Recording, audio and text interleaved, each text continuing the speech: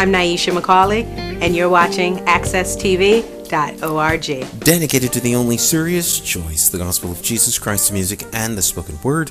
You're watching Light Source Victory Television Live with me, your host, Pastor Nyesha McCauley, inviting you to sit back and relax for the next 8 minutes as we continue our journey into the life-changing, life-giving, everlasting Word of the Most High God. My friends, it's time for the most important 8 minutes of the day, Bible study. Now, of course, yes, it is my Bible study time that I spend with you. We do it each and every day right here at AccessTV.org, on Facebook, Pinterest, LinkedIn, YouTube, Twitter, and other social media around the world as we broadcast live from the greatest city on earth, Hartford, Connecticut, New England's rising star. I want to remind you that if you want to get caught up on any of the past 8-minute Bible studies, you want to go to AccessTV.org, Channel 10. While you are here on AccessTV.org, check out all of the great programming that airs here at AccessTV.org. There's over 20 producers producing great content that comes on here. We do over 400 programs every quarter, and so there's just a lot going on here. And so take the time to explore what's here on the network. But for right now, we want you to explore this, the life-changing, life-giving, everlasting Word of the Most High God on your television screen right now. This is where we were when we were last together. Of course, we are studying out of John chapter 2, and we should be at John chapter 2 verse 11. Okay, but it clearly is not verse 11, is it? No. So let's go up a couple verses here so we can get to where we were when we were together yesterday. All right, John chapter 2 verse.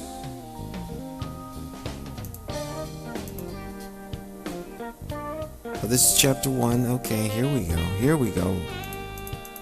Bear with us, my friends. John chapter, there we go. You all can see what I see while we go through this.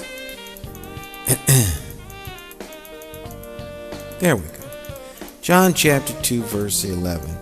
This is a power review of what we've been going over for the last couple of days here. All right?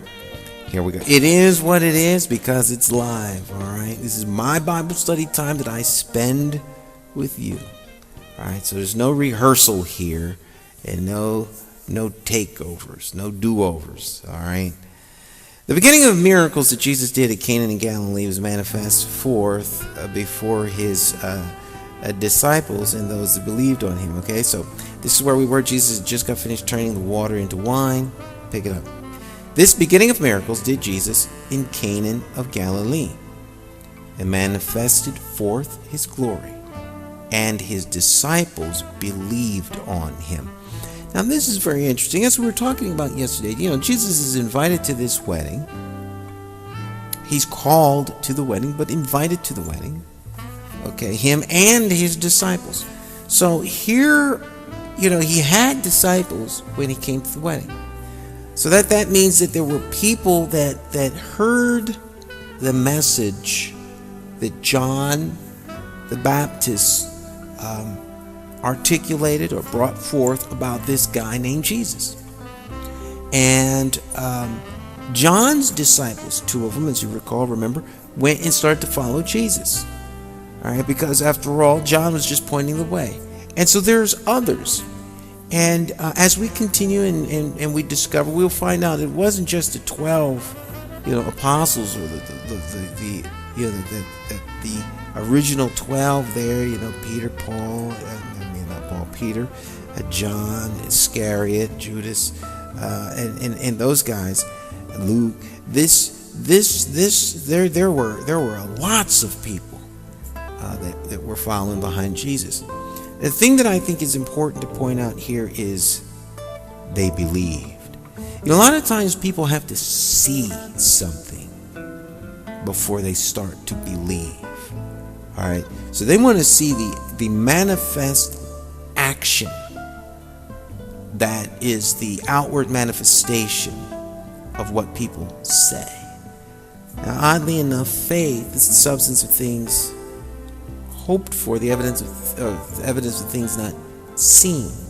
All right. So the ABCs of faith are action based upon a belief that forms a confidence in the heart.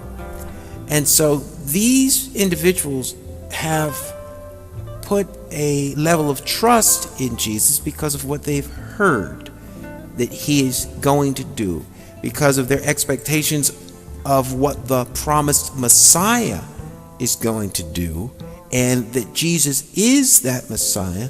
Well, now they're willing to put some trust in him as the deliverer of what they perceive the promises to be. And then they go to this wedding, and then they see this miracle happen, and now they believe. They believe. They're ready to go down for the count, in theory, with Jesus. They're ready to take a bullet for Jesus, in theory. Or as Peter was the case, they're ready to go to war and fight with the sword to defend and protect Jesus. Okay, so this is the kind of faith that came because he turned water into wine. All right, they believed on him. They faithed in him. Verse 12 at the top of your screen. After this, they went down to Capernaum, he and his mother and his brethren and his disciples, and they continued there not many days. The Jews' Passover was at hand, and Jesus went up to Jerusalem. Verse 14. And he found in the temple those that sold oxen and sheep and doves, and the changers of money sitting. We'll read verse 15, though I'm quite tempted not to, but I think we should for the sake of context. And when he had made a scourge of small cords, he drove them out of the temple, and the sheep and the oxen, and poured out the changers' money, and overthrew the tables, and said unto them that sold doves, Take these things hence, make not my Father's house an house of merchandise. Verse 17, and his disciples remembered that it was written, The zeal of mine house hath eaten me up. Now, the disciples were individuals who obviously had studied Scripture. They'd studied the quote-unquote word. They knew of the promise of the Messiah. They knew what the signs of the Messiah would be. They knew a little bit about his attitude and how he would conduct himself. Now, if his disciples knew, the mucky-mucks in Jerusalem knew as well. Okay, because the disciples had to learn it from somebody. All right, so there's a standard line of teaching, or maybe some competing lines of teaching, but nonetheless, it's all based on something. It'd be based on the Word, on the law, on the Testament, on the Scriptures. So they knew that there was a Messiah that was going to come. Now we see Jesus inside the temple, and we see him act out in a way that is not necessarily going to be embraced. Because if you look at what he does, I know we're going a little bit longer than the 8-minute Bible study, but it's necessary. Some things you just can't fit in 8 minutes.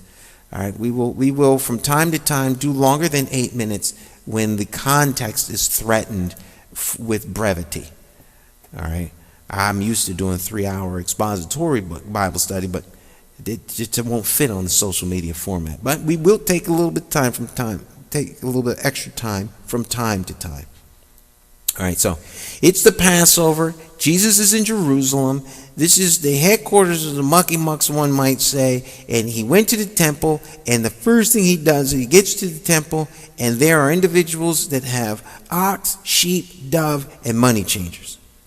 It's a very, very important thing that we understand here. The money changers were people who would take money, and this is the Passover, so people are coming from all over the region. They're coming from all over the place. So one could say they were coming from all over the world.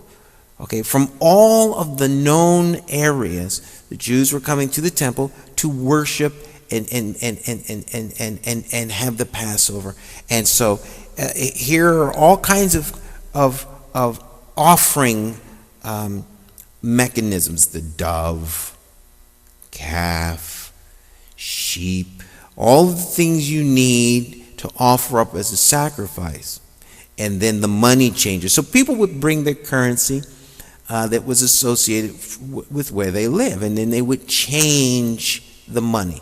You know, like when you fly to France or Japan or Spain or Senegal or Zimbabwe or whatever the case is, or Cape Town or some other to Mexico, or maybe you go to Canada, and they don't use necessarily U.S. currency, so you have to exchange that currency at the market rate for what the dollar is worth now. And so you go to the bank, and the bank will give you currency of that land, and now you have an exchange. But generally you're charged a little bit for that money changing, and the money changers were in a temple. So that means that the mucky mucks had to have an agreement with the money changers, because you just can't come up and set up shop in a temple. Now we have this today. We have churches do these little things. They have their little pageants and things along that line, and so then they set up the little tables out front. So you have the tables. Is this a church event that is supposedly set up to do honor and worship the Lord, but now you've got all these tables, and the tables are designed to do one thing. The tables are not designed to bring you into a closer relationship with the Lord. The tables are designed to impart a product to you in exchange for your money. So you get up off your little pieces of change, your dollars, your coins, and you give it to that individual in exchange for a hat, a spiritual tie, some spiritual ointment or something like that. You know, maybe a Bible with a picture of the pastor praying on the inner cover. Who knows what it is? But there's commerce going on at the church event, and it doesn't go on unsanctioned. It doesn't happen unless powers to be in the religious circles of mucky muck make it happen. Now, if you walked up into one of these places and started overturning stuff, saying you've turned the function into a commerce, make not my Father's house an exchange for mammon, well, there would be some outrage. And so you can begin to see where Jesus is starting to create a little bit of a stir, particularly after this event, because the money changers were there at the sanction of temple security, the high priest. All these people had to be involved in these guys being there. All right? And here's Jesus overturning everything and causing quite a stir. And that, my friends, is where we'll leave off, and we'll pick it up tomorrow when we continue with the 8-minute Bible study. My friends, I hope it was something that was helpful and useful to you. If so, please share it with friends and family. That's your part in the ministry. Our offering here is that you take the word that you find useful and share it with friends, family, and foe. God bless you all and keep you strong in the faith. Remember, when it's all said and done, the only thing you need to know is this fact, and that is, of course, that Jesus Christ saves and changes lives. He alone is the way, the truth, and the life. We'll see you tomorrow. Bye-bye.